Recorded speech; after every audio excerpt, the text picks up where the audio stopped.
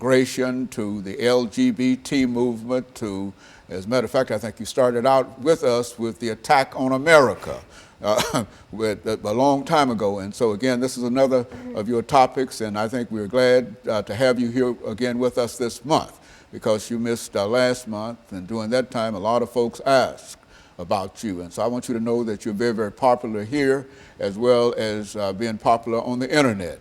And so let's start off again this morning by having you to give us some information about your background, your education, and your experiences, and then we'll have an opportunity to talk about, during the second segment, the rise and fall of Adolf Hitler. Let's do it from that perspective. As you introduced me, my name is Alana McLaughlin.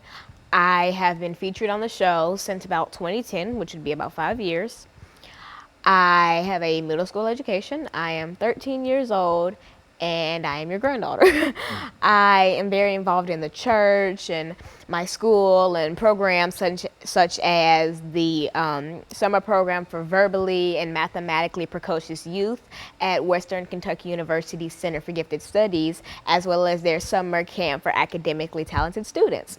I'm also involved in the Junior National Young Leaders Conference, which I am proud to be an alumna of. And I am very close-knit in a lot of movements, like the Black Lives Matter movement and the LGBT movement. And so I like to keep myself aware of today's movements, and I try to get involved in what I can, because I do like to make a change. And so in a real sense, you've had quite a bit of experience here as well as elsewhere, dealing with a number of topics, but the topic today, I think, is somewhat intimidating in the sense that we often wonder what could an 11-year-old young lady, 13-year-old young lady, you started with us at 11, 13-year-old young lady bring to us dealing with the rise and fall of Adolf Hitler. Let's start it from that perspective, and during this first 6 minutes, then we'll pick up again after the first commercial break. All right, well, the reason I chose this topic was because when I attended the summer program for verbally and mathematically precocious youth, I took a class entitled Nazi Germany and the Holocaust. In that class, we really dissected Nazi Germany, and we dissected the world wars, and we talked about the Holocaust. But a big part of the Holocaust was, of course, Adolf Hitler. And so we really talked about his mindset and what would make someone so full of hatred. And it really sparked my curiosity, and I wanted to share the information that I received from camp with you.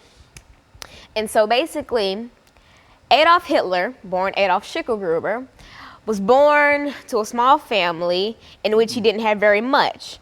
And so for his childhood, he lived the average life of anybody in that day. I mean, he wasn't very poor, yet wasn't very rich, and he was normal.